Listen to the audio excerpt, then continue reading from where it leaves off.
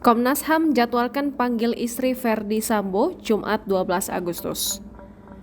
Komisi Nasional Hak Asasi Manusia menjadwalkan pemeriksaan istri Verdi Sambo atau Putri Chandrawati Jumat 12 Agustus 2022 terkait kasus pembunuhan Brigadir J atau Nofriansyah Yosua Huta Barat.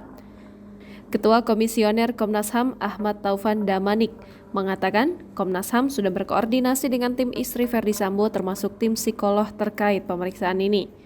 Dia berharap istri Verdi Sambo bisa memenuhi permintaan keterangan yang diajukan Komnas HAM. Taufan menambahkan, tim istri Verdi Sambo juga sudah memberikan penjelasan terkait kondisi terakhir Putri Chandrawati. Kondisi Putri disebutkan masih mengalami trauma, namun Taufan tidak bisa mempercayai begitu saja sehingga menyiapkan psikolog untuk melakukan pemeriksaan. Selain PC, Komnas HAM dijadwalkan memeriksa Irjen Verdi Sambo pada hari ini. Namun, agenda tersebut dibatalkan karena alasan penyidik masih melakukan pendalaman terkait Verdi Sambo.